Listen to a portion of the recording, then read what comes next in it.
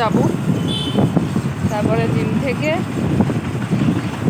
পাম্পে যাব পেট্রোল ভরাতে, তারপর বাড়ি গিয়ে কী কাজ করা যায় ডেফিনেটলি দেখাবো তোমাদের।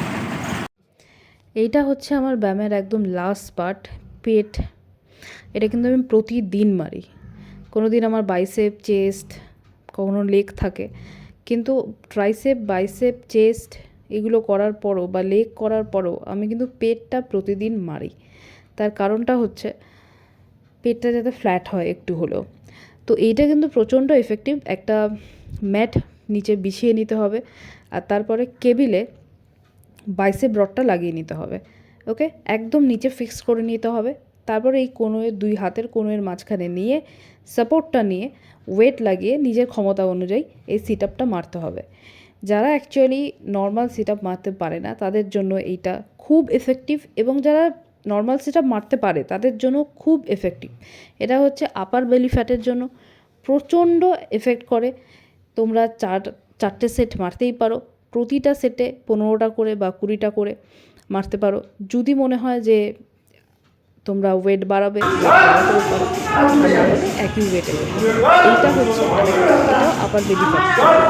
দেখো, রোড লাগাতে হবে এবং সেটা একটু ওপরে লাগাতে হবে, প্রায় অনেকটাই ওপরে। পাটা কেবেলের যে রডটা আছে সেই রডের মধ্যে ফিক্স করতে হবে, আর তারপর ঠিক এই জিনিসটা করতে হবে। একদম কিন্তু শুয়ে পড়লে চলবে না, মাটি থেকে খানিকটা একটু পিঠটা উঁচুতে রাখতে হবে, আবার উঠতে হবে। এইটাও কিন্তু আপার বেলি ফ্যাটের জন্য এটাও ভীষণই এফেক্টিভ। আর আমাকে একটা দাদা বলছিল যে সবসময় পেট না মারতে, তার কারণ হচ্ছে যে পেটের যে মাসেলগুলো আছে সেই মাসেলগুলো অনেক সময় ফুলে যায়, তো কমার বদলে অনেক সময় বেড়ে যায়। কিন্তু কখনোই সেটা হয় না। পাটা কিন্তু তোমরা তোমাদের মতো করে রাখতে পারো, যেভাবে তোমাদের সুবিধা হয়। অ্যাকচুয়ালি সবার জন্য তো কেবিল একই রকমভাবে রাখা থাকে না, ডিফারেন্টভাবে রাখা থাকে। তো যেভাবে যাদের সুবিধা হয় সেভাবে এটা রোদ দিয়ে এটাও কিন্তু প্রচণ্ড এফেক্টিভ, আমি ভীষণ ভালো করে। তো এটাও কিন্তু তোমরা মারতে পারো। এই দিকে গেল, এর পরের দিন দেখাবো লোয়ার বেলি ফ্যাটের জন্য। লোয়ার বেলি ফ্যাটের জন্য ওটা অন্যরকম একটা, ওটা আমি আবার পরের দিন দেখাবো তোমাদেরকে। আজকে জিমে যাব, আজকে আমি তোমাদেরকে দেখাবো। তো এইটাও তোমরা মারতে পারো 4-5টা সেট, তার মধ্যে 15টা করে মারতে পারো, রেপিটেশন লাগাতে পারো।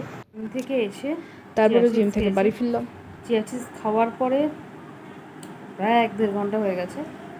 এখন হচ্ছে লেবুর রস। ওকে, এটা খেলে ওই যে যেহেতু লো কার্বসে আছি সেই জন্য একটু এনার্জি কম লাগছে, ওই জন্য লেবুর রস। চলো খেয়ে নিই।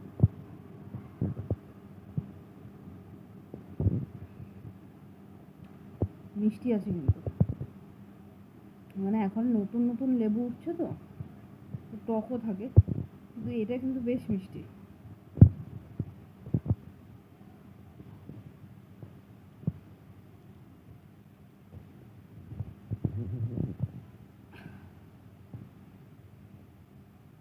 ডান।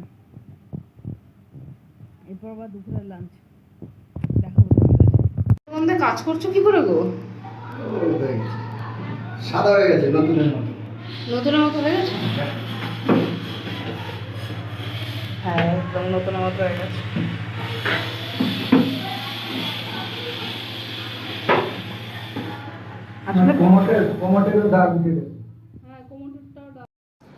এই দাদারা চলে এসেছিল বাথরুমের কলের কিছু কাজ করতে, কারণ বিভিন্ন মানে অনেকটা সময় ধরে, প্রায় 2-3 মাস ধরে কন্টিনিউয়াসলি বাথরুমটা ভেজা থাকছে। তার কারণ বিভিন্ন জায়গা থেকে, বেসিন থেকে, হ্যান্ড শাওয়ার থেকে এবং কোমরের পিছনে যে ট্যাঙ্কটা থাকে সেখান থেকে জল লিক করছিল।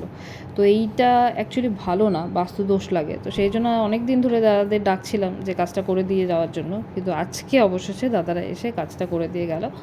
কাজটা কিন্তু একদম ঠিকঠাক, মানে এখনও ঠিকঠাক হয়েছে কি না জানি না, 24 ঘন্টা না গেলে বুঝতে পারবো না। যতক্ষণ না বাথরুমটা একদম শুকিয়ে যাবে ততক্ষণ বুঝতে পারবো না, কিন্তু দেখে মনে হচ্ছে যে আর করতে হবে না। যাই হোক, ভিডিও ভালো লাগলে লাইক করো, কমেন্ট করো।